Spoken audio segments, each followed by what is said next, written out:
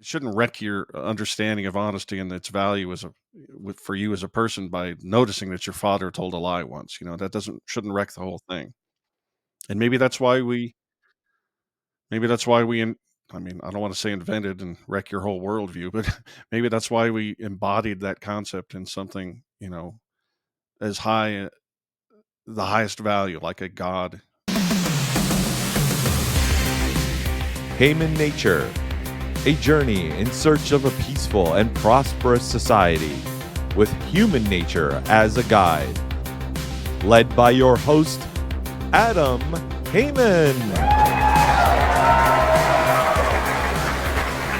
Hello, David Gornoski. Welcome to Human Nature. How you doing? It's good to be here. I'm going to try very hard to reconnect the wonderful flow that we just had going for about 15 minutes problem. there when we'd started the show, and I forgot to hit record. Yeah. So David, you came across my radar about 5 years ago when Bob Murphy had you on his show. And I thought this guy is a really, really unique thinker who's doing a very similar thing to what I'm doing. So maybe you want to tell the audience basically what that is, what you're all about, what you've been doing for the last decade. Well, we've worked on, we started a radio show called A Neighbor's Choice, and we moved that to online only. We started off in WFLA Orlando, then we did WHBO News Talk Tampa Bay.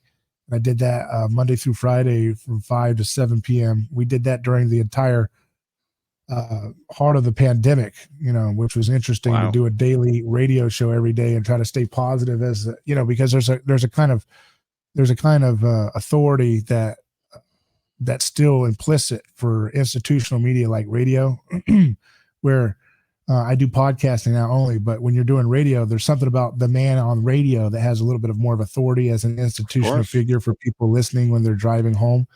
And when you have that in the midst of all the lies and disinformation going on about what was going on around the pandemic and the Summer of Love riots and all those crazy psychological operations, and you have to be Mr. Steadfast news guy and, still get your point across in a way that can connect with people.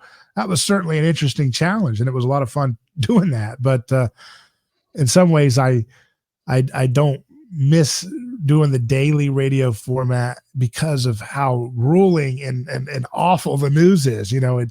I still follow the news because, my show, A Neighbor's Choice, although it started off as a daily radio show live, we still go live from time to time, and I still focus on current events and news, but I don't have to be wedded to the daily grind of the news every single day for 2 hours straight and still trying to, walk the line between my online audience, which is a little bit more preaching to the choir, and then the broadcast audience, which could be anybody who's, just flipping through the radio dial right now, want to hear something interesting, and could be a school teacher, could be a librarian, could be a police officer. You never know who you're going to get. And so that presented me a unique challenge of trying to, stay deep enough for my choir that wants to hear all the good, deep stuff, and then also stay relevant enough for the average Joe to say, hey, can I get something out of this guy when I listen to him for a few minutes? But all of that was fun and exhilarating to do. But the news media is just so negative. And it's funny because when you, I have found, on my radio show, I try to, and I still do try to always stay positive, but it actually takes more energy out of you. And in that way, it's a negative experience to stay so positive doing the daily negative news, right? Because you have to Aikido flip all the negative stories that are just trying to draw people against each other and create despair and hopelessness and, On the other hand, it's a pretty great muscle to, exercise and strengthen up, being able to talk about the horrible things that are going on and transition into something more positive. Yeah. I haven't looked at your entire corpus of work, but it does seem to me that you're roughly doing something similar to me. The tagline to my show here, it's called Human Nature. See what I did there? Human nature. Yeah. I think humanity does have a nature, and obviously the world we live in has a nature. And I'm trying to figure out, using history and economics and political philosophy and anthropology, evolutionary psychology, whatever it is. I'm trying to understand what our species is and the more or less correct way for us to operate in this world. And it seems like you're doing something similar, except obviously Yeah. with a much more religious, spiritual bent. And I love what you're doing. I love the crossover. So yeah, talk to me a little bit about that. What have you learned over all this time? Well, yeah, we were talking about this before, and the general idea is that everything is religious because religion, it comes from the Latin religio, which means to bind together. So what binds you together? So you can have religion in every facet of your life, whether you're an atheist or whatever, you're still religious. It's whatever you can transcend your personal self in a kind of shared experience with others. So going to a concert is a religious experience for Swifties. When they go to Taylor Swift concert, they're swept Sure. up in the experience and they watch their avatar and they get to live through her stories and overcoming ups and downs, relationships through her lyrics and her dress and everything. And they get to be one with everybody in that room through her. And that is a religious transcendent experience that goes back thousands and thousands of years before language and anything that we can conceive of has been put together. Religion also includes things like, the experience you have eating fried chicken and mashed potatoes like your mother made, or when you were a kid, and how, you always have a certain feeling of nostalgia that sweeps over you whenever you have that common meal with those you care about, even when you're 80 or 90. Such a long period of time, it can take you back. Religion includes how you feel when you pledge allegiance to the flag at a rodeo. It's how you feel at the football game when you're in ecstasy as the last minutes of the game in overtime are won decisively by your team, and you get to go celebrate with all that relief in tow at a restaurant afterwards with your friends. All those things are religious. That's what binds us together. So you can't escape it. Right. And the fool is the one who thinks they can, actually, because they're the ones most likely to be caught up in religious fervor and not realize it because I they totally think agree, they're David. out of it. I totally agree. I usually think of it as something not necessarily religious or ideological, but just that sense of achieving the meaning that you get from meaning and feeling of transcendence that you get from being a part of something bigger, like Yeah. being a Swiftie or part of America or part of your family or part of the long, Right. deep structure and culture that ended up with that fried chicken and mashed potatoes on your plate. But Right. of course, the flip side of that is that the God-shaped hole in everybody's heart can also be filled by joining the Soviet, the Communist Party in China, or some other horrible ideology that totally captures your religious feeling and turns it into horribly nefarious designs. So the only reason I bring that up is not to be a downer, but it just means that it's important for you to fill that hole up yourself with positive things. Otherwise, without meaning in your life, you can easily be captivated by the dark side of the Force, as Yeah. Obi-Wan might say. Yeah. Yeah. So, Yeah. do you have any advice for people on how they should do that, or ways to live their That's life what to guard against?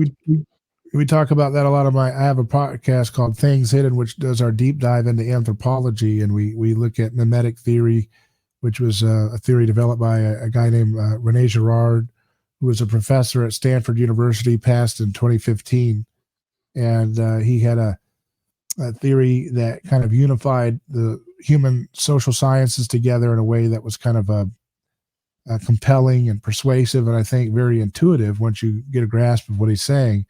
But it's basically this notion that we desire the things that people have that we want. We desire things based on the people who are modeling those things for us. We want to be like certain people, and so Right.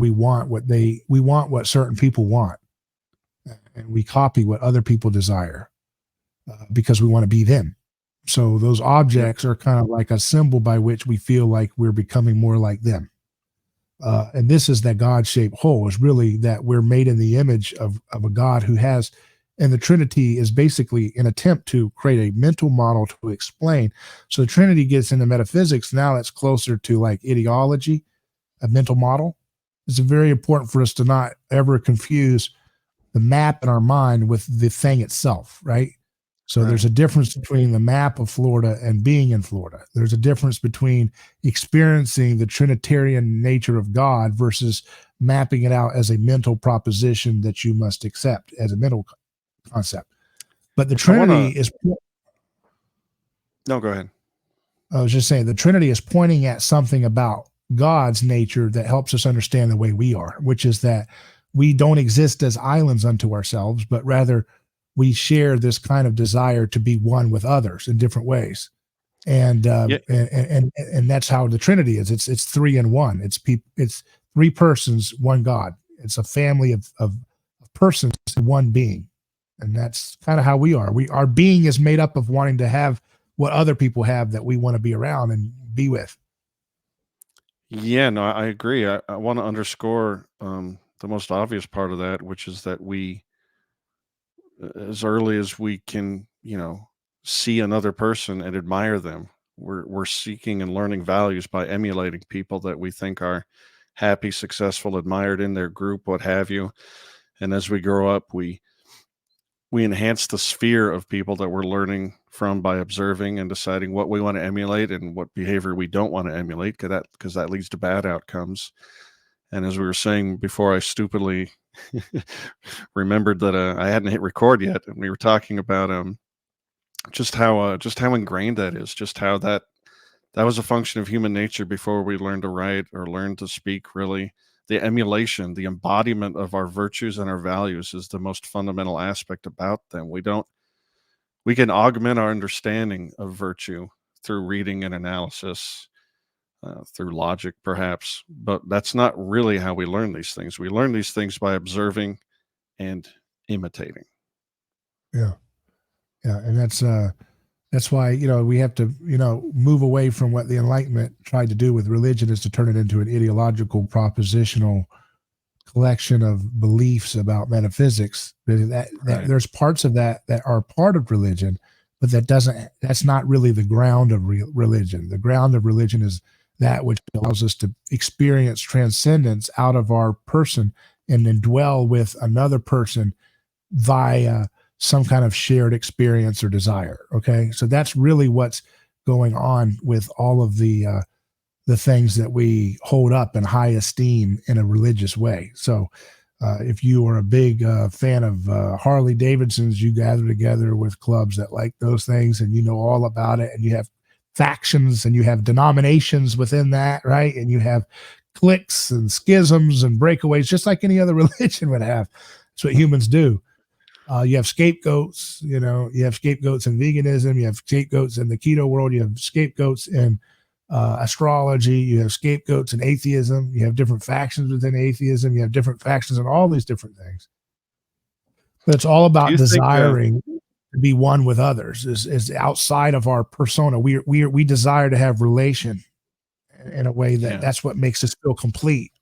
And the Bible says that we become problems with that when we take the creation and we elevate it to the status of creator, and that becomes an idol. When we end up worshiping those desires of wanting to be like other people, we end up worshiping them, and they're not infinite, and therefore we get disappointed with that. See what I mean? Because this whole idea of don't meet your heroes, because the more you hang around your hero, you realize, well, they're not as great as I thought they were. You know what I mean? It is an important mental growth period when you realize that, you know, the virtue of honesty that you're learning, from your father, say, it's not embedded in your father, because maybe he lies sometimes, but it's a higher, it's not platonic exactly, but the concept exists above and beyond any other particular person. So, I mean, it shouldn't wreck your understanding of honesty and its value for you as a person by noticing that your father told a lie once. That doesn't shouldn't wreck the whole thing. And maybe that's why we I mean, I don't want to say invented and wreck your whole worldview, but maybe that's why we embodied that concept in something, as high the highest value, like a God concept, maybe to make sure that people understood that the abstraction is above and beyond any other particular individual person. It's higher than that. One other thing that go ahead. Well, one other thing that I was thinking of while you were talking there is just how unfortunate it is that there was this massive division between the scientific understanding and what people call a religious understanding or a spiritual one.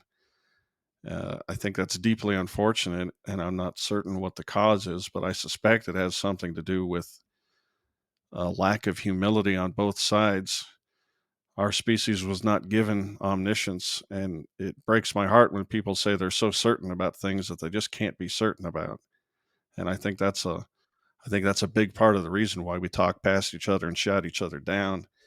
Um, we're all grasping at truth, and it's just goofy for. I just think it's a shame. What do you think about that? The division between science and religion and how it could maybe be healed? Because I think it's all about humility, personally. Yeah, yeah. Yeah, that's true. You have to have, if you have a humble epistemology, it will open up your mind about a lot of different things about science that your arrogance will preclude you from looking at. So, Right. and so much about what science is actually social science. That's what the science, as it's called in popular vernacular, is actually a social science or political science. And then science is a way of investigating the world. But Right. I think true, really good science kind of presupposes uh, truths about the world, which would be classically lumped into the category of religious claims, like the idea that your mind is designed to be able to ascertain truth, right? That is something that is kind of presupposes that it has like that there's actually like an intelligence that has created your mind and has created it with a telos to be able to discern what is true, versus if it is purely an accidental, not accident. I know that a lot of the atheists don't like that word, but if it's purely just random events colliding together that made us exist in what we call consciousness, then we don't really know for sure if what we believe to be true could ever be fully trusted, because we're designed to survive purely and only, and not to actually know that which was be objectively called true, right? The idea of having, like you said, an objective truth outside of our existence is almost a religious claim in and of itself. So this idea that you could even be able to grasp at something like the truth, One of the truth, things I capital usually T, say to put a roadblock in front of people who are claiming too much is I'll point out that we don't understand the nature of our own consciousness, even. We yeah, don't really know what's going on. So maybe we should just calm down with all these claims of certainty about what the nature of the beginning of the universe is or how we came to be. And I'm all yeah, for hypotheses and speculation and trying to figure things out. But good Lord, man, we don't know. There's so much we yeah, don't know. yeah. And when you realize that, like you were saying, and that quote that I referenced from you years ago, where you said that scientists, what they call dark energy, just means they don't know yet, and they Right. don't want to admit that, right? But it's, that's not the game. That's not the name of the game for how science is actually conducted. Thomas Kuhn says that, that most scientists are not working on, challenging the foundations of their field of, when you get into relativity, you're not going to get in there and try to challenge the very concept of relativity. Or if you're getting into dark energy, you're not going to say, well, how do we even know this is even something to consider as real in the first place? You just you accept these presuppositions as given, right? And then you work to expand them into particular areas. You don't question the What's the foundational starting point. what's the saying? Science progresses one funeral at a time. Yeah, yeah, Because part of human nature is accepting the truths given to you by those that preceded you, your elders. yeah, And yeah. It's with something as hierarchy. difficult, yeah, for sure, as it should be. And as with something as difficult as physics, where we have more questions than answers, it makes perfect sense. I mean, the structure of learning is when you're a baby, you know nothing. And then as a juvenile, you completely absorb all of the knowledge and culture, of the truths of your society to the best you can. And then once you're an adult and you've absorbed all that, well, then you try and improve and push the ball forward. Well, how on earth do you do that with something as complicated as physics? I mean, it's not that it can't be done, but it's very, very difficult. Yeah. So it doesn't surprise me that we don't progress, until, when are we going to get rid of string theory, for crying out loud? Isn't that a dead end and has been for decades? But it's all mediated by politics, because you have, it's a double-edged sword to have respect for hierarchy and those who've come before you, but also it becomes so stilted, especially, you probably agree with this, that government funding, so much of the funding for good, scientific funding comes from the government in various forms.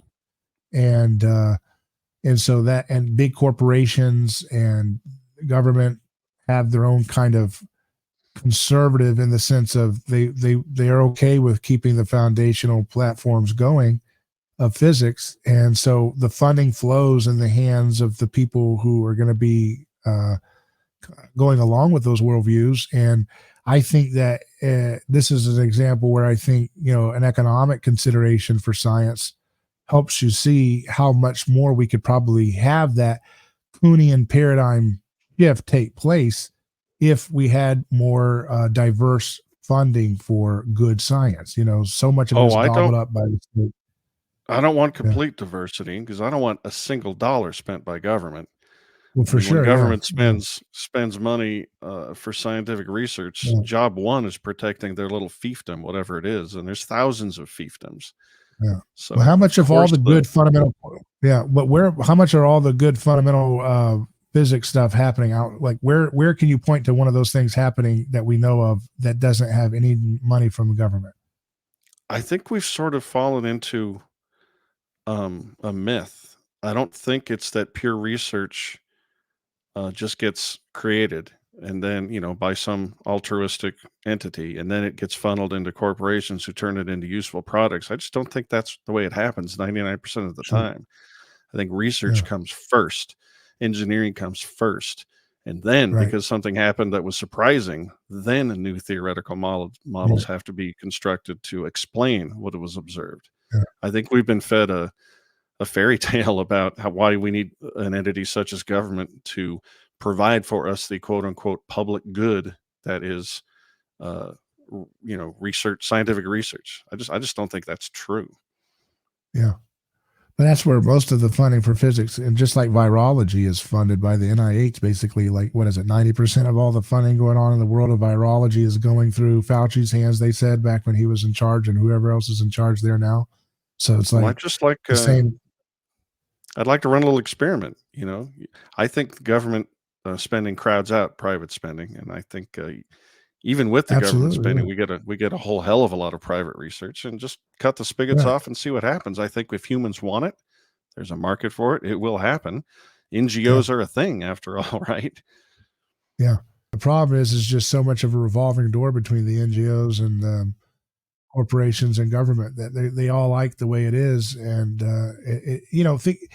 I think, for example, I happen to believe that nuclear energy is something that could be very achievable at room temperature, lower temperature type devices. This is something that Stanley Pons and Martin Fleischmann, 1989, they did the announcement that they had achieved what they called cold fusion, and it became a big laughing stock because people had a hard Pons and replicating. Fleischmann, right? Yeah. Yeah. I remember that Pons study. and Martin Fleischmann. Yeah. That's right. They had a hard time replicating it. And so they got chased out of town. I mean, literally, Stanley Pons fled to France, where he lives in basically anonymity to this day. He won't step foot back in the United States. And see, here we thought that we were doing science and not religion, huh? And he gets into an experiment, and he finds himself ostracized to like an island, like he's a heretic that's been, cast out of the company for the rest of his life. Martin Fleischmann also received he was a top-notch chemist, just top-notch, and he totally got a lot of smears because of what he came out there. And I think other people have done experiments like they did, demonstrating that something like a type of a type of nuclear, I don't know if it's fusion, but a type of nuclear reaction takes place in these different, you know, experiments that are similar to what they did. But there's not, if you looked at the money that's flowing towards those things, it's so paltry compared to all the money going into nuclear fusion, which is, of course, paltry compared to all the money going into things like renewables, where there's, because the money flows where government and its crony friends can most make success. And things like solar panels and wind farms, which cannot be scaled at a level to provide the kind of energy, density that the average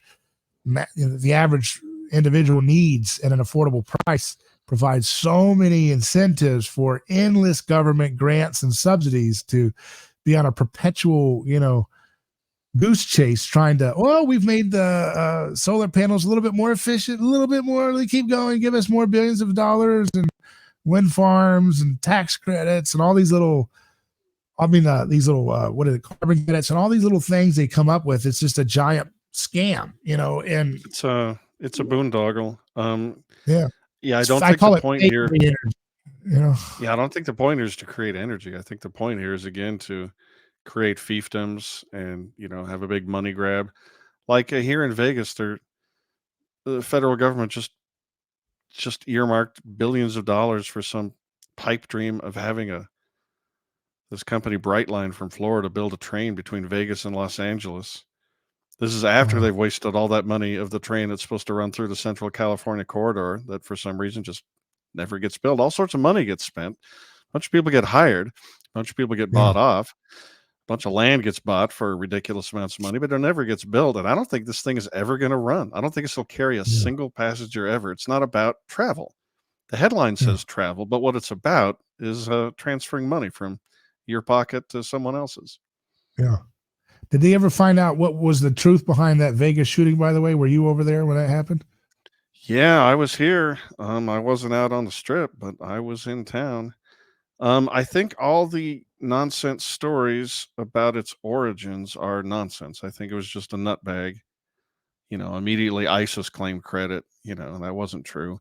And a whole bunch of weird conspiracy theories have originated afterwards. And the sheriff's department here or Metro, they haven't been forthcoming with there are a lot of, it's kind of like 9/11. There are a lot of questions that haven't been answered that could be answered, which makes me feel very, very suspicious. And I'm sympathetic to that. But I haven't seen any evidence of it being anything other than just one very determined lunatic who wanted to kill a bunch of people. But what do I know? What's the big thing going on in Vegas right now culturally? Like how are things going? Well, they're trying to import all the sports teams from Oakland to Las Vegas. They're halfway there. They've got the Raiders here. They're moving the Athletics. That Vegas is still a fun town. If I didn't like it, I'd leave. But I do like it. I wanted to talk to you a little bit about I'm an atheist, and I probably always will be, just because I've never seen evidence of a creator that as told in all the religious doctrines that I'm aware of. But I'm also a very rare atheist in that I totally see the value in religion in other people's lives. I've lived all over the country as a kid and an adult, and I've seen all sorts of different people living all kinds of different lifestyles. And it just can't be denied that most people who have a religious upbringing, if they stick to it, they're just happy people. They're productive. They're not given to despair. They clearly have a sense of meaning. They throw themselves into community and family like it's a good thing. And that, as I'm sure you know, it makes people happy. So, I'm in a weird spot. That's why I really appreciated what Jordan Peterson did in that lecture series of his, where he talked about however he phrased it, the psychological significance of the biblical stories. I thought there's a lot of value in that. And, even as a kid, I always liked stories. I like sci-fi, I like fantasy, I like comic books, and I like myths. And myths are probably the atheist religion, right? Really, really old stories that are trying to teach you something about the important things to man, from a anthropological standpoint. It's not Mhm. religion exactly, but it's like a proto-religion or something. So I don't Mhm. know. I don't really know what question I'm leading to, except that I like these old stories, and I think they do contain, they contain some nonsense, I'm sure too, but they also contain deep truths about deeply important things about human life that a modern should consider to Mhm. to be happy. What do you think about that, David? Well, that's, Rene Girard was interested in mythology too. He thought that mythology was a cover up for murder. So he thought that he looked at all the different human origin creation myths, and he noticed a certain pattern that they all started with a primordial chaos.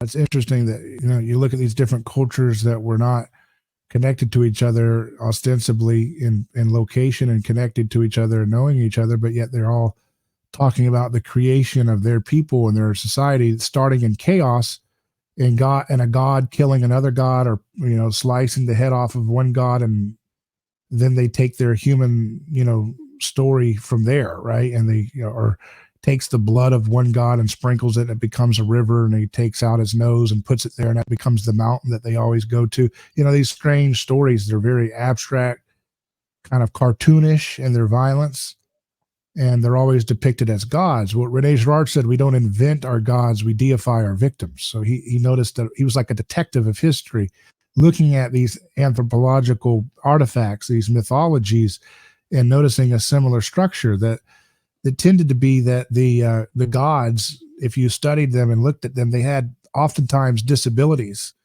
Like they might have a one eye, like a cyclops, or they might be Medusa, a little bit freakishly ugly, or they might be too pretty, or they might have some extraordinary feature. Maybe they're a minotaur, half beast, half man.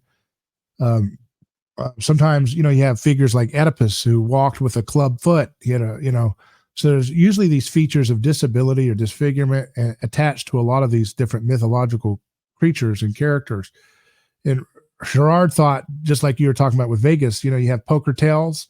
There was a tell there, that this common pattern of seeing differences and disfigurements and disabilities in a lot of these mythological figures was pointing at something, that these were in fact kind of projections, starting off as oral tradition and then sometime being written down, of an event that actually happened in their past, in which they were in a state of chaos. Perhaps there was a famine or a plague. Times were in a difficult situation.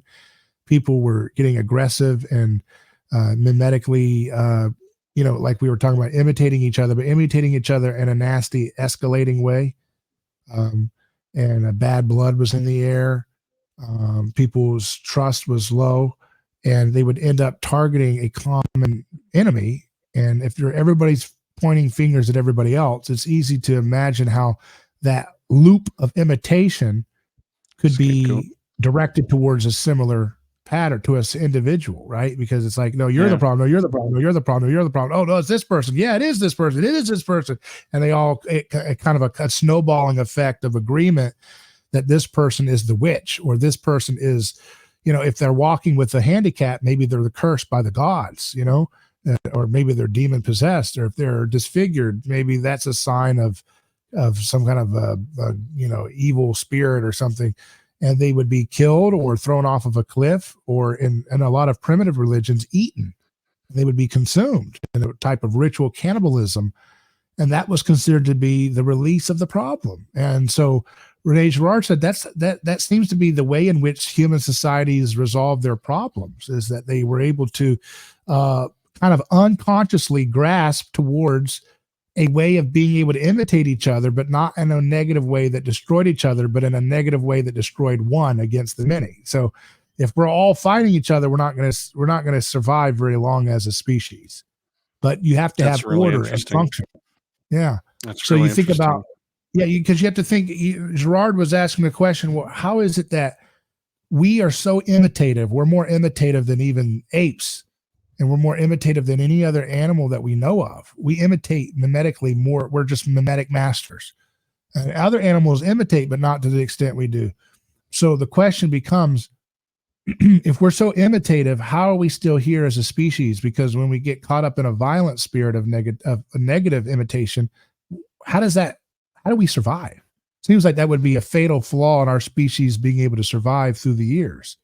Because unlike, for example, wolves, and the way you look at it is look at conflict in societies other than our own, like animal kingdoms. Like you look at wolves, wolves fighting for the pack leadership. When the wolf loses, he submits his neck to the other wolf, and the other wolf does not take the fatal blow. It's enough. Dominance and submission has been instituted, and that's enough. That's not how human beings are. If human beings, they go beyond dominance and submission. They go for what we call revenge. This is not something you see in the animal kingdom. They don't have a concept of revenge. A shark doesn't bite another shark because he's getting revenge because the other shark looked at his girlfriend. That's what we do.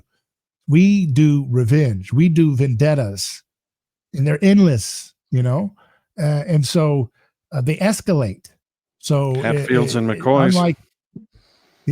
Unlike animals, we escalate it. So in a human setting, you kill my friend, my family comes back and we kill your whole village. Whoever survived that, they raise up a whole army and they come back and get revenge generations later, and it's on and on and on. That's called what we see all around us. But the question is, how come that didn't, there had to be a safety mechanism that humans developed socially to be able to discharge that runaway escalating violence. Otherwise we would have ceased to exist as a species. There has to be a breaking mechanism that we uncovered, and what Rene Girard suggested. That's really interesting. I mean, you're talking about a scapegoat, right? Whatever societal problems you have, you funnel it into this one person or one group of people, and if you can get rid of them, then maybe you can have a psychological cleansing and then move on. Right. But what's interesting to me, when you were starting to tell that story about the, society or humans being created out of the, primordial chaos or whatever, those creation stories, I don't know what the truth is, but I always picture that it's not a human creation story. It's really a telling of a tale of when a society was formed. Yeah, that's I agree too. Like that society is maybe what you had to do was kill or conquer the 5 other little groups that were in the hills that you live in. And maybe each one of them, they lived with some sort of an ethos, they had their own little culture. And maybe a creation story is when one of them cut all the other serpents' heads off and then formed this new society. And then maybe these tales that have come down to us over the millennia, maybe it's the distillation of the way they want to remember that truth. That we were created when our God, slew all these other little ones, or slew broke apart the firmament or whatever. I don't, there's a bunch of different tales. Yeah, but what's interesting about mythology is that its teachings are usually based on teaching about differentiation and the importance of boundaries. So like the villains are always ones that are monsters mixed with different beasts together, like the Minotaur with horse and man. It's an undifferentiation. Oftentimes, primitive societies would kill identical twins when they were born, because that was a sign of monstrous undifferentiation was on the rise. So do you think that's do you think it's undifferentiation or some kind of do you think they were getting a polluting effect? Like, this isn't a pure human. This is a human that's been contaminated or something. They might have believed those things about it, but it was fundamentally, in my opinion, it seems like the pattern of ancient societies being able to contain themselves was to be able to establish clear boundaries of differentiation, because when you dissolve differentiation, that's when you open up for rivalry and conflict. So that's the idea of good fences make good neighbors. Remember Rand Paul getting attacked because one of his yard clippings was 1 millimeter over the yard line, allegedly by his neighbor, and he sacked him off. He just I have a sneaking suspicion that wasn't the problem. Right, but that was but the point was that was the occasion by which he probably looked over there in a maddened sense, and he felt like he was justified because he had been aggressed upon because the guy had not moved his clippings to a couple inches to the left. So it's always this, in other words, familiarity breeds contempt, and good fences make good neighbors. So this is this counterintuitive notion. The hippie generation believed that all the problems of the world we were fighting over differences. The truth is we're fighting because we're the same. And so that's what Girard's insight about mimetic theory really hits at the heart of human nature, is that we pretend that we're fighting over differences when in reality we're fighting over a loss of difference, a loss of boundaries, a loss of distinctions between ourselves. So that's usually triggered by, like I said, fighting over the same object, you fighting over the same territory, fighting over the same property line, fighting over the same scarce resources or food, fighting over the same social status to who's going to be the chieftain, fighting over the same mate, right? You're going to fight over these resources, and eventually that fighting is contagious. A spirit of contagion and bad blood breeds in the community, and it creates a kind of undifferentiation. And so they thought that twins were a sign that undifferentiation was going to be rearing its ugly head in society. They would often sacrifice them as a symbol. They were like bad luck. Yeah, I can see but that. You see it to this day. Like you have like every time, like in some primitive villages to this day, if they have a child that's born with one eye or, something like that, they parade it around the village like it's some kind of a god or something. There's these kind of these radical signs of kind of like breaking apart that which is like the way things are supposed to be, creates a symbol of like, we need to cast this out. Like, think about what we did, like what people did in Greece. They called the pharmakos ritual. Have you ever heard of the pharmakos, where they would take a handicapped person and beat them with sticks and send them out of the camp off of a cliff? That's how it was a ritual they did, called the pharmakos. And that's where we get pharmaceuticals, that word, it's the antidote. The antidote to chaos was to, every now and then they would parade a handicapped person or a hunchback or something, jeer at them, beat them up, and throw them off of a cliff. And everybody kind of felt like, okay, that's resolved it. This comes back to like the Leviticus ritual of the scapegoat, where they would take a stinky he-goat that was making all those loud noises that goats make and smelling and eating everybody's gardens and, making a mess of everything. And they would cast all their sins onto the goat and send it out into the desert. Right. And then they would, take another goat and bring it into the temple. If I'm hearing you correctly, David, what you're saying is that we need to take Anthony Fauci, beat him with a stick, and then push him over a cliff. Is that what you're saying? Yeah, no, not that, but that's what people want to be able to do that, but it's not going to resolve any tensions because there's a million other Faucis waiting to take that man's position and do the same exact horrible things, And that's for sure. We need to get rid of the position.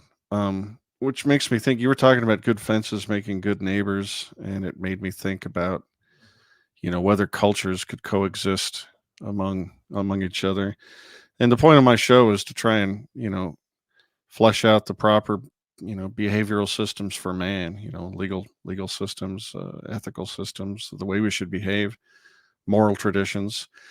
And, America used to be a melting pot.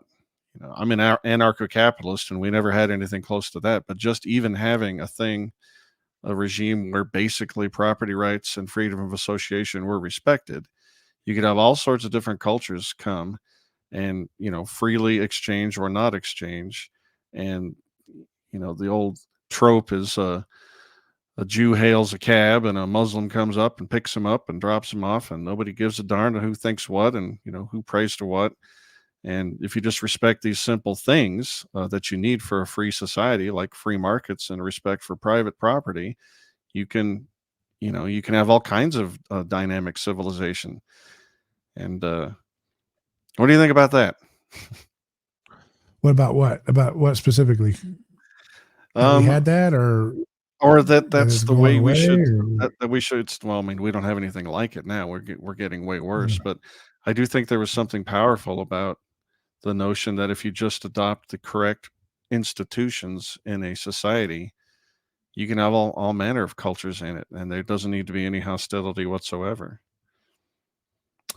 Well, that's the thing. So with that's the difference with what Christianity has done, is that it's kind of a double-edged sword, just like it's described in the story.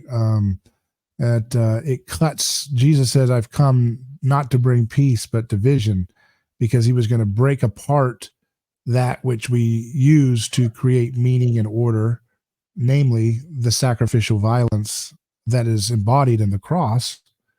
He basically, in a nutshell, the that mechanism I was describing of scapegoats is what bound our societies together for a long time, for thousands of years.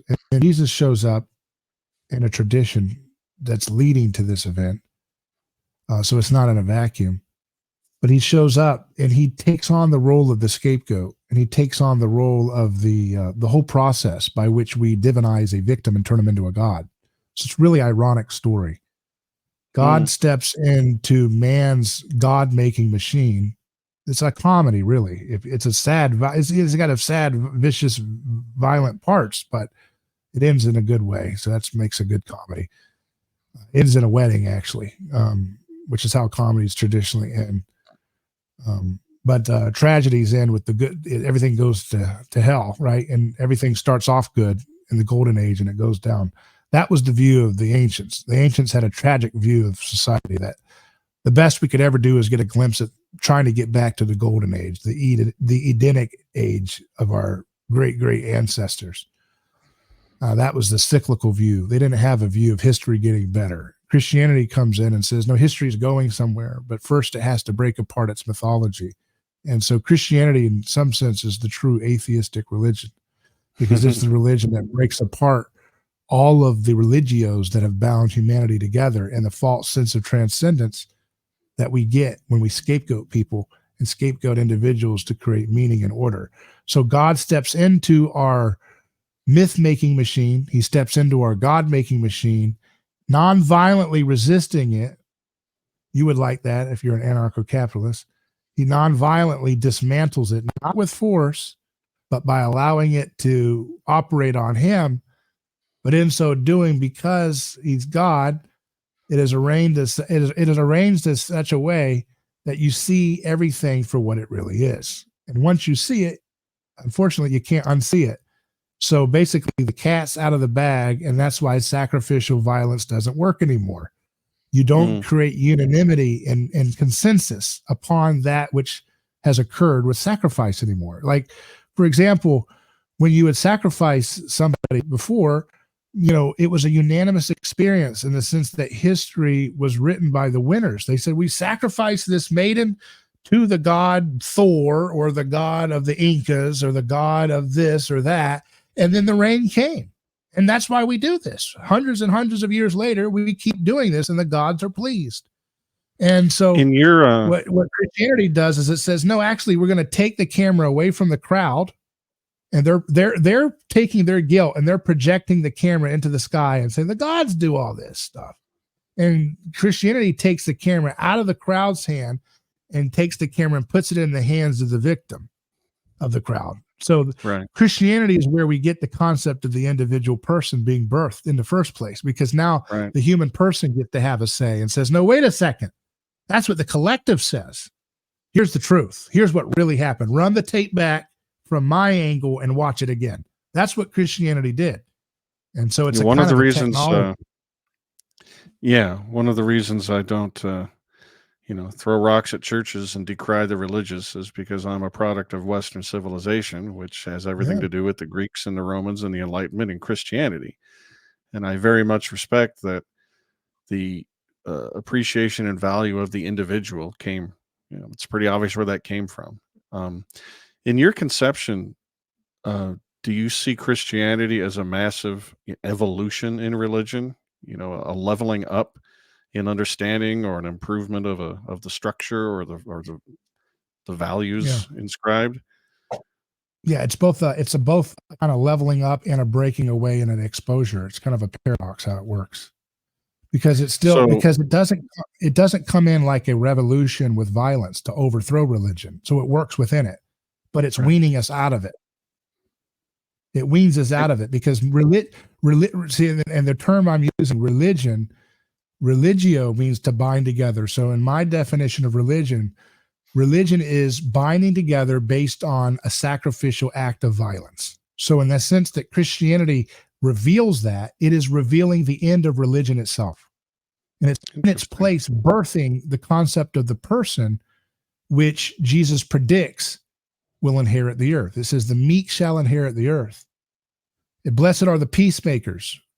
It says the first shall be last and the last shall be first. Here's a question I always like to ask people to get a reality check to see if he was right about that.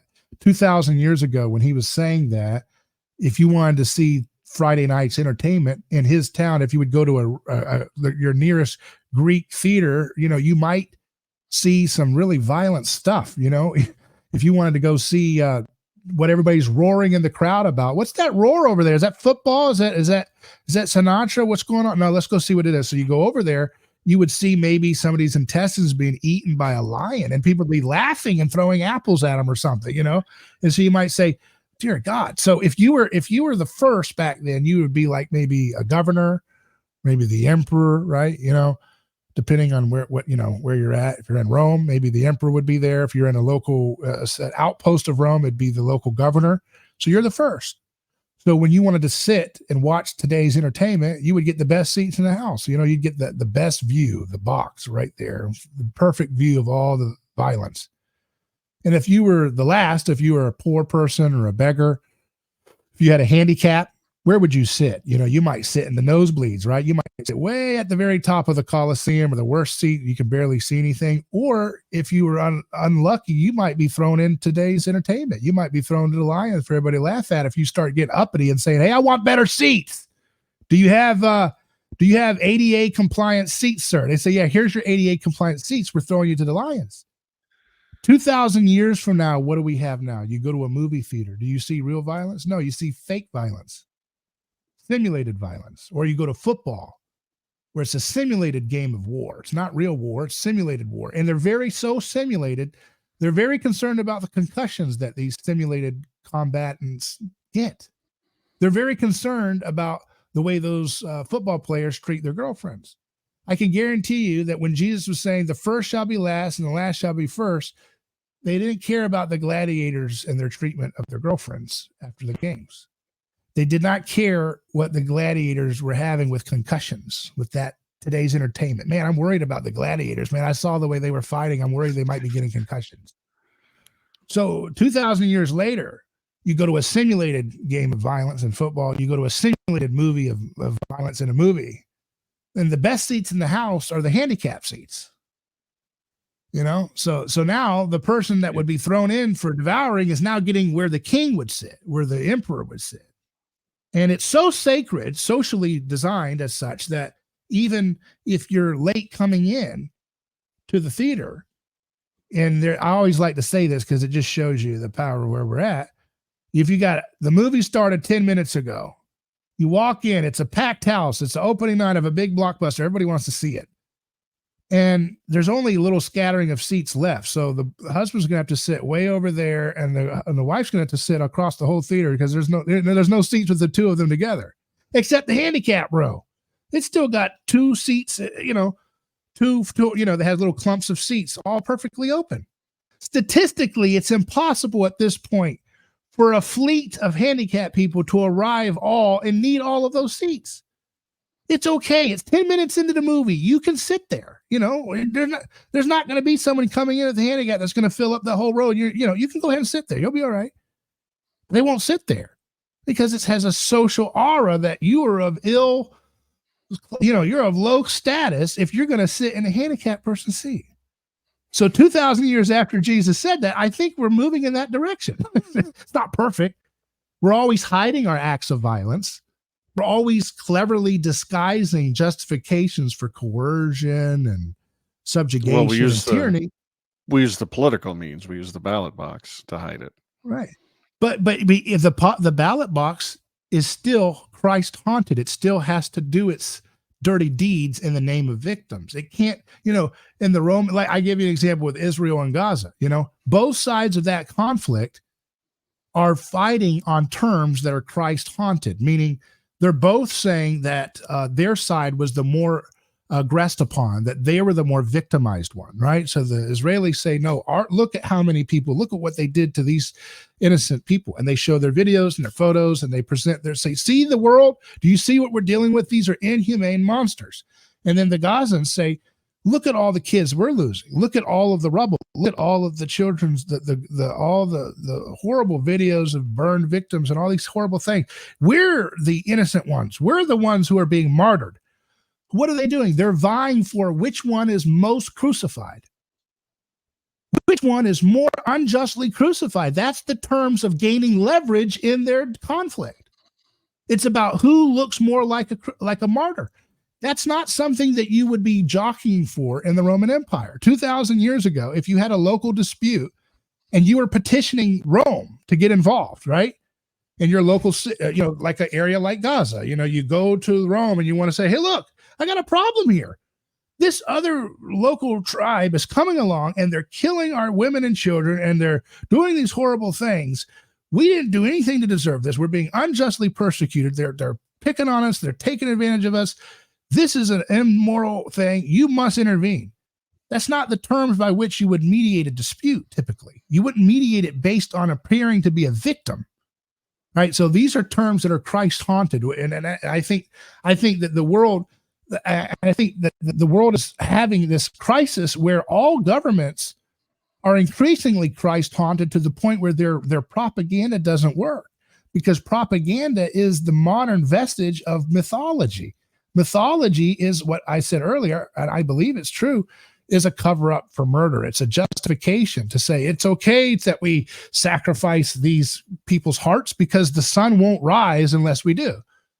So that's the same thing that propaganda says. It says it's okay that we level this city because they are so inhumane that they would have put, Hamas in there to do those horrible things. It's okay that we carpet bomb their kids because it's collateral damage for taking out the greater cause. That's propaganda.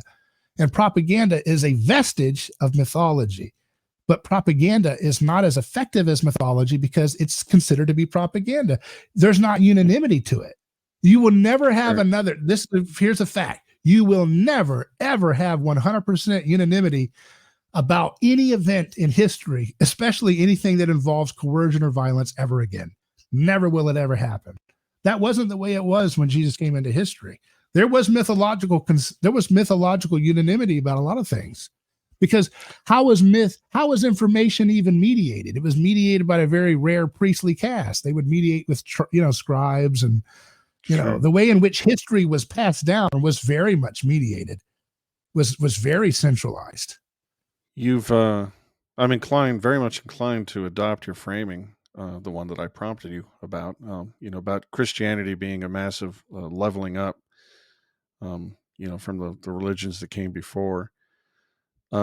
If that framing is true, what do you think the future holds? What's the next leveling up going to be? Or is this the final prism through which we evaluate these things? As you were saying, we're evaluating concepts through a Christ-haunted framework where we're seeking, victim status rather than talking about power and pelf and other things that you might have talked about in previous conflicts. It's a job beyond the Ghostbusters because it's going to get more haunted from here. It's going to get excruciatingly haunted, and it's going to get so. Here's the thing about what's the catharsis then? What's the catharsis if that's the case? It's everything that Jesus described as the kingdom of heaven when he says turn to the other cheek. So when he says turn the other cheek, we have typically situated that as an ideal, like a talking point that is like this kind of abstract ideal. Isn't that sweet? So we've done worse than that. We've done worse than that. That's what a pussy does. I mean, we've made that. That's why we've say that. We've turned it into a horrible even thing. Christians you'll be amazed to see how gleeful Christians are at saying, I'm not turning the other cheek. It's almost like, here comes the real me. And I'm glad for that because they have mythologized Jesus.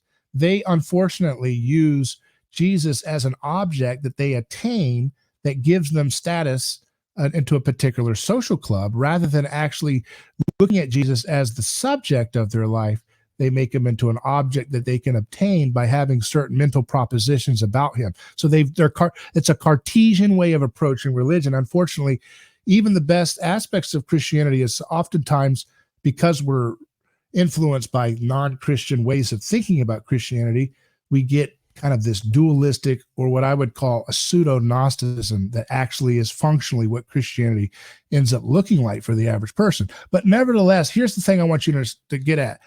Christianity is an effect.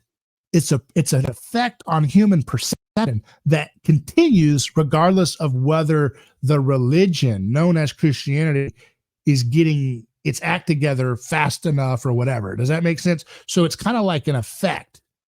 This is what Marshall McLuhan, who was a media theorist, I don't know if you've heard of him. The medium is the message and all that. He was a Christian, and he understood Christianity as an effect on our perception rather than an ideological like idea that you can propositionally grasp. And that's kind of what I'm getting at, is that Christianity will continue to affect humanity regardless of whether the religious folks calling themselves Christians are getting their act together and being like Christ or not. And the way it will affect us depends, again, it's kind of like, in my opinion, history is radically open. In the end, the meek shall inherit the earth. The peacemakers will inherit the earth. But the way in which we get there, we can do it the easy way or the hard way, and or many shades in between, right? And so we're really gonna, where we land on how we get there is up to us. It's kind of like a choose your own adventure story. The way we get to the end of the book, it kind of depends on how we want to do it. And that's the interesting thing about what I think about God, is that God does seem to respect our free will to such a radical degree that he allows, he's kind of like, this is where it's going to go, and how you get there, try it out, see what's going to happen, and it's pretty clear that if we don't learn to have nonviolent means of getting along with each other in ways in which we can start to realize that so many of the things that we want are not really things that we truly desire in and of themselves, but rather we want to be one with our neighbor. We want to have transcendence with our neighbor.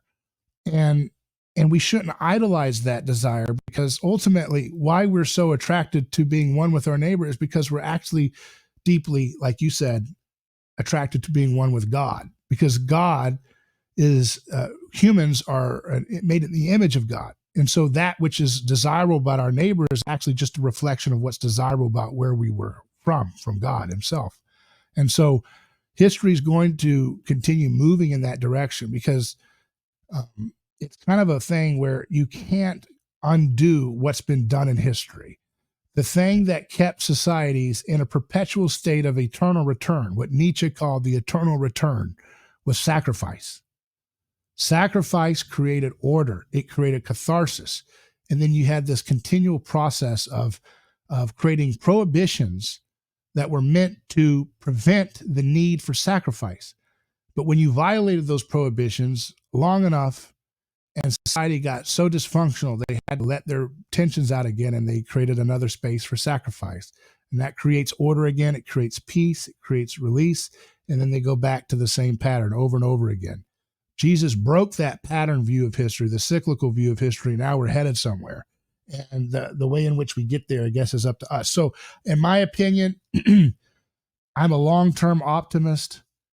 I believe that the awareness of what we're doing will continue to spread mimetically faster and faster, and it will outpace the ability for governments to maintain their magic trick of sacrificial violence. You will continue to find more and more clever disguises of violence, and done so in the name of martyrs, done so in the name of victims. But those disguises, it's like a trap. The more you disguise your act of raw power play in a victim garb, the more it's undermined in and of itself.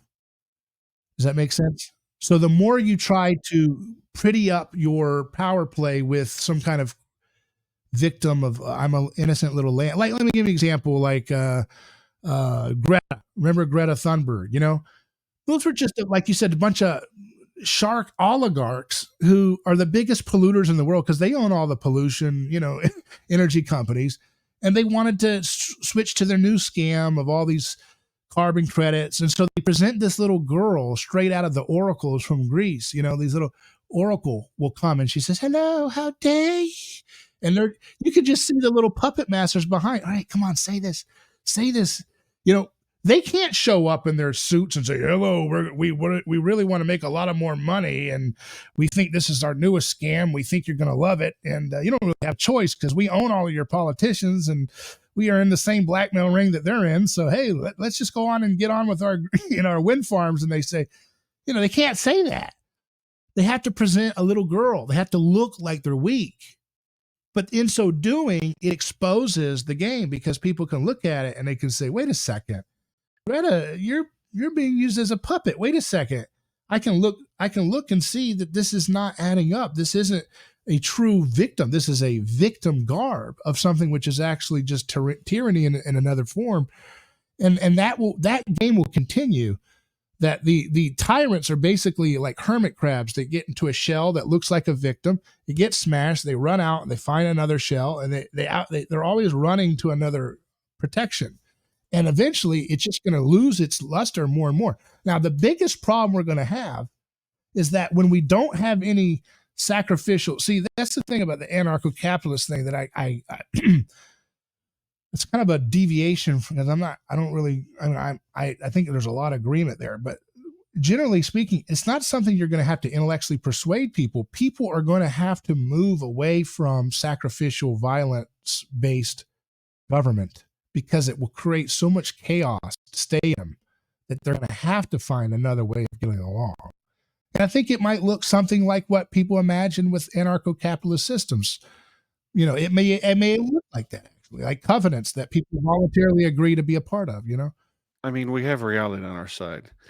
That's why their little tricks of looking like the victim while being the bully, it can't last. The illusion becomes obvious. There's only so long they can grab your forearm, and punch you in the face and go, "Hey, quit hitting yourself. Quit hitting yourself." Yeah, exactly. You can't use Greta Thunberg over and over because, and even the people that they're trapped in poverty, that ostensibly they're using government power to help. How many decades of these people writ large just not being helped at all, are going to go by before the public just says, "Oh, maybe the political means of distributing resources, maybe it's all a big scam. Maybe only politicians get rich that way, and politically connected corporations. Maybe maybe the myth is a lie." And again, reality is on our side. So assuming we don't blow each other up, I think the end point of humanity, the golden age, is going to have something to do. Maybe not pure anarcho-capitalism, but it has to embrace free markets, free people, private property, the freedom of association, and a bunch of cultural norms that are those that are healthy and proper for our species. And that's not the political means. That's the voluntary means.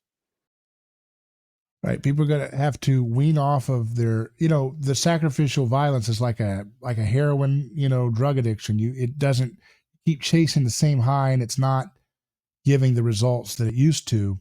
And so the patient's going to die if it keeps doing it. And so the process of getting rid of these status structures or these sacrificial structures is going to be one of a kind of a weaning off of an addiction. And that requires really hard work. It requires a lot of hard work on the part of people having the courage to look in the mirror and realize how they've contributed to the culture that they don't like.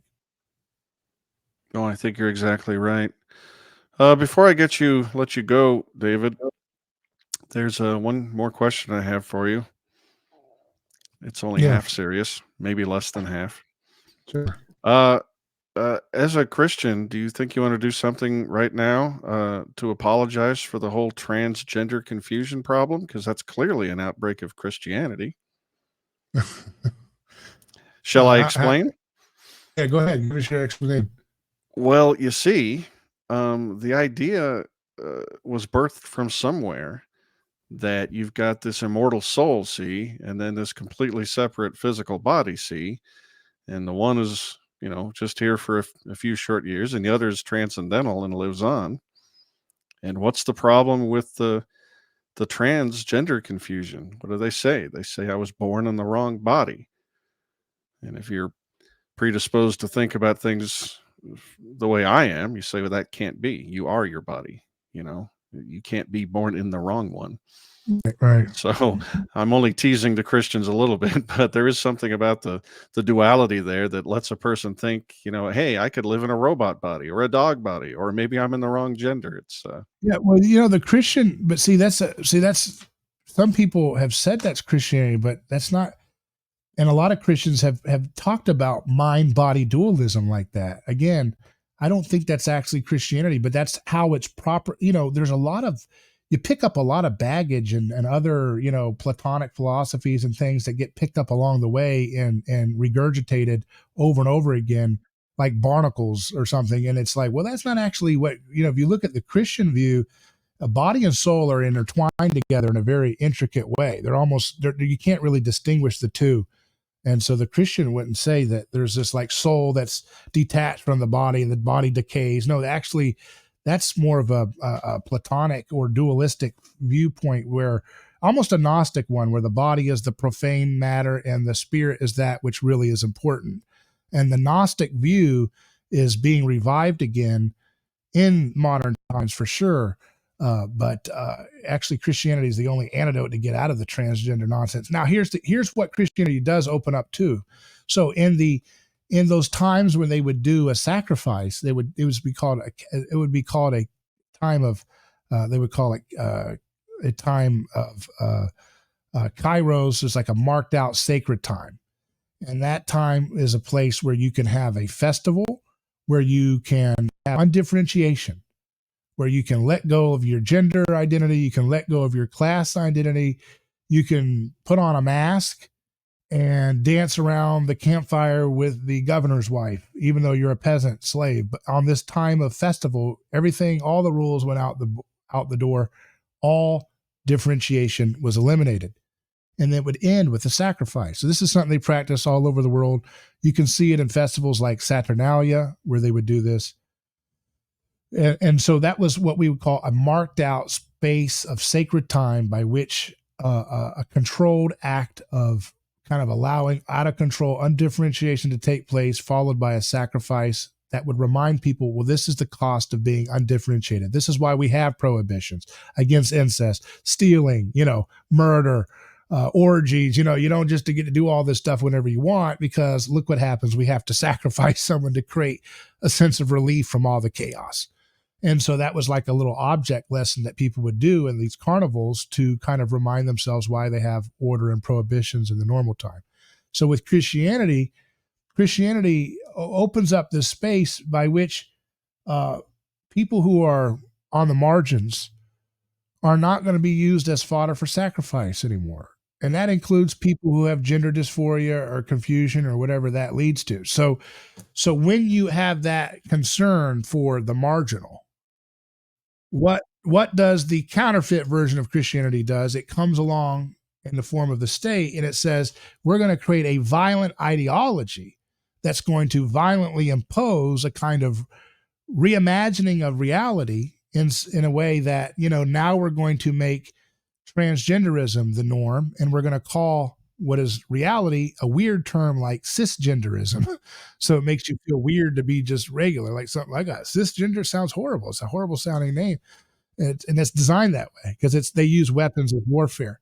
But really, so it's not Christianity that creates the violent transgenderism. Christianity actually provides the means by which this conversation can actually happen in a way that is peaceful and resolves the tension between that which is normal and that which is marginal and different.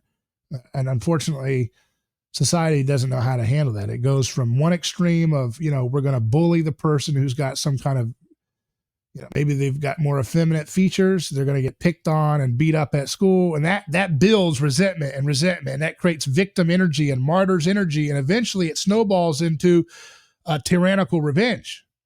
So I call the left revenge of the nerds Christianity. It's the revenge of all the people who've been picked on. So the left tries to outcompete Christianity in its concern for victims. The right tries to walk at a slower pace than Christianity because it says, well, I still want to back the blue and I still believe in, CIA and all, let's just keep the institutions a little bit more credit. Let's not go so radical, Yeah. Now they're starting to realize these institutions that they trusted are not so nice. But look what they have to do. They have to go through these experiences of persecution vicariously, like with January 6th and Trump, to start to wake up to their idols. See, it's only through seeing the persecution of scapegoats that they are starting to wake up. They're starting to realize, oh, wait, this criminal justice system that I always just say, lock them up. Wait a second. These guys are getting thrown away for decades. And then you realize, wait a second, they had to literally manufacture a violent mob to even have the occasion to lock them up. I mean, if this was Spartacus, would they have had people going in there taking photos if they sieged the Capitol? Can you imagine, the Roman Empire, there's a bunch of revolt people like equivalent to MAGA people on January 6th, and they get inside the Roman Senate or whatever. What are they going to do? Take photos with grandmas and wave flags? Like take selfies. Doing? What a toothless revolution. What a toothless revolt, right? Compared to where we've come. So, David, are you trying to tell me that when the revolution comes, we won't have selfies? Is that what you're saying? It's just going to be a lot less violent because we don't have the appetite for it. Here's something you got to think about. How many people do you think in the United States absolutely hate Donald Trump? I'd say at least 25, 30 million. How many of those 25, 30 million want to see him arrested and put in prison?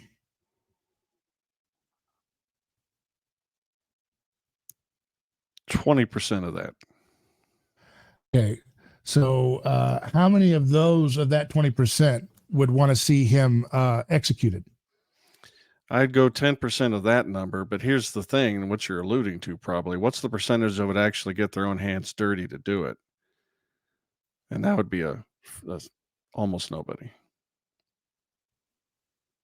Remember what happened to Gaddafi? I do. It's a whole different civilization. Well, yeah, I mean, but you see what I mean? Look, so what were we impacted by that they weren't as impacted by? They were at first. Libya is one of the first areas that Christianity spread to, but it didn't take, I guess, for various reasons. But you know what I mean? Like something we are haunted by something. Yes. That I mean, how many people at the most nastiest rally would do to Trump if they could what was done to Gaddafi? Yeah, almost nobody. Okay, so the first shall be last, the last shall be first. Blessed are the peacemakers, for they shall inherit. It looks 2,000 years later, we're moving around that direction. Give it another 1,000 years, we'll check in. Absolutely. Well, that's a great place to wrap this up, David. I want to thank you so much. How many people talk about Christianity like this, though? Honestly, isn't it different? It's fun to talk about Christianity. It is, and I think it's a subject worth talking about, just because of how influential it is in our culture. Whether you believe or you don't believe, it's a set of ideas that are worth talking about. I'm going to link to all your things, but for people who are just listening on the audio, do you want to direct people to where they can find more of all the things you do? Yeah, sure. They go to our website, neighborschoice.com, or look up my name, David Gornoski, on whatever podcast platform you like. Subscribe to our podcast there. I'm on Twitter, same David Gornoski. And follow me there if you want to stay in touch, and look forward to interacting with everyone. And thank you, Adam, for having me on. It's good that we were able to do this. Pleasure. And that's Gornoski for those of you who cannot see, can only hear. And please, ladies and gentlemen, go to heymannature.substack.com for bonus interview portions and to see my writings. And David, thank you ever so much for coming on Heyman Nature. Thank you. Take care.